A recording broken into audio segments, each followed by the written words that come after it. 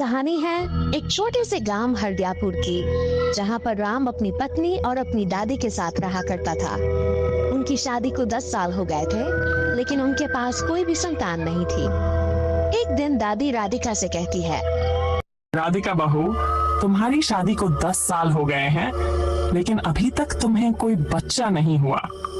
अब मैं बूढ़ी हो गई हूँ, लगता है बच्चे का मुंह देखे बिना ही मर जाऊंगी।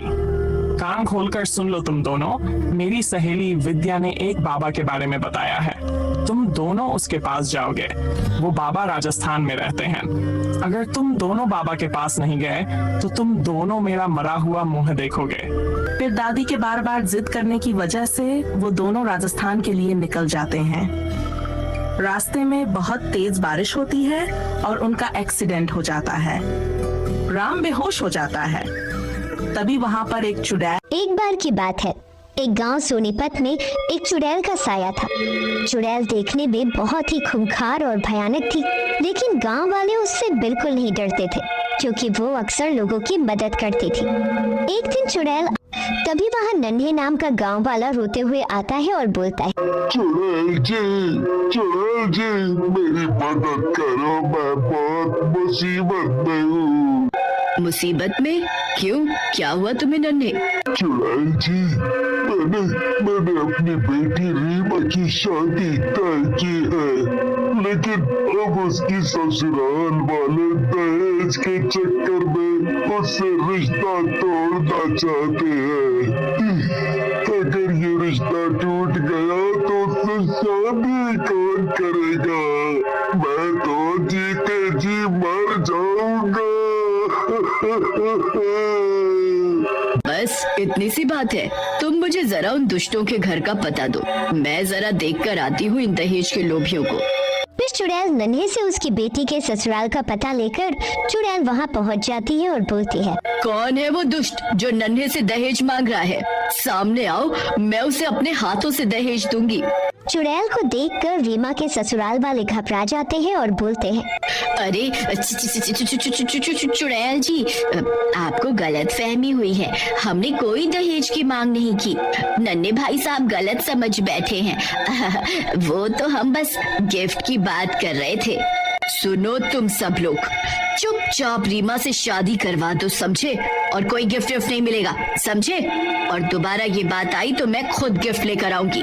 चुड़ैल की ये बात सुनकर सीमा और बाकी के लोग घबरा जाते हैं और रीमा की शादी धूमधाम से हो जाती है। शादी के बाद नन्हे चुड़ैल के पास जाता है और बोलता है, चुड़ैल जी, आप महान हो। आज आपकी वजह से मेरी बेटी की शादी हो गई। आप महान हो। लोग आपको ऐसे ही चुड़ैल चुड़ैल कहते रहते हैं। नन्हे, अरे बस करो, मेरी तारीफ मत करो। मैं तो बस लोगों की मदद कर देती हूँ जो मुझसे बन पड़ता है। चुड़ैल की वजह से रेखा के ससुराल वाले अपने आप को बड़ा ही बेइज्जत महसूस करने लगते हैं। सीमा अपने पति कालिया से बोलती है, इस चुड़ैल ने हमारी बहुत बेइज्जती की है, मैं इससे बदला लेना चाहती हूँ, आप कुछ करो। दुख तो मुझे भी हो रहा है सीमा, लेकिन हम इस चुड़ैल से कैसे मुकाबला कर सकते हैं? ये तो हमें ही मार डालेगी अगर इसे कुछ भी पता चला हमारे बारे में। आप तो रहने ही दो, मैंने आपसे बड़ा डरपोक नहीं देखा। मैं ही कुछ करती हूँ। ऐसा कहकर सीमा अपने गांव से बाहर एक तांत्रिक के पास जाती है और उसे चुड़ैल के बारे में सब बताती है कि कैसे उसने उसके बेटे की जबरदस्ती शादी करवा दी।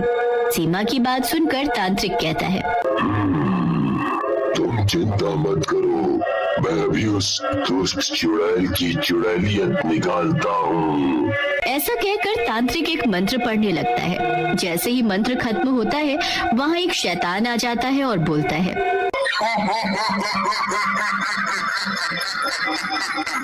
बोलो तांत्रिक, मुझे क्यों याद किया? किसकी शावत लानी है? जा शैतान, इस औरत के साथ जा और ये जो भी काम बोले वो करना है। तांत्रिक की बात सुनकर शैतान सीमा के साथ उसके घर पहुंच जाता है।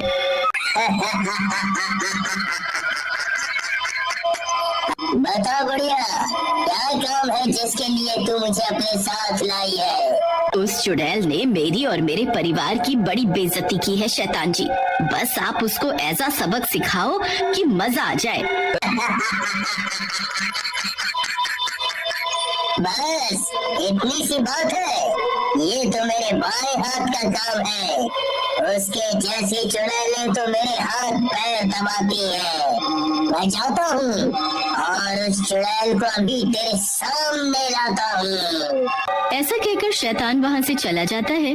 तभी वहाँ सीमा का पति कालिया आता है और बोलता है, अरे सीमा, तू इस नमूने को पकड़ तो लाई है, लेकिन ये बहुत ज्यादा बोल रहा है। क्या ये उस चुड़ैल का कुछ कर पाएगा? खुद से कुछ तो होता नहीं। ये नमूना कुछ नहीं कर पाएगा तो तुम कुछ करके दिखा दो। जब चुड़ैल आई थी घर पर तो डर के मारे टॉयलेट में घुस गए थे, याद है ना?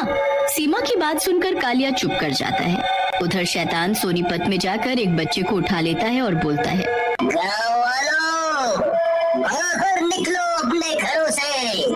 देखो देखो, मैंने एक बच्चा उठा लिया है। शैतान की आवाज सुनकर सारे गांव वाले अपने घरों से बाहर निकल जाते हैं और शैतान को देखकर घबरा जाते हैं।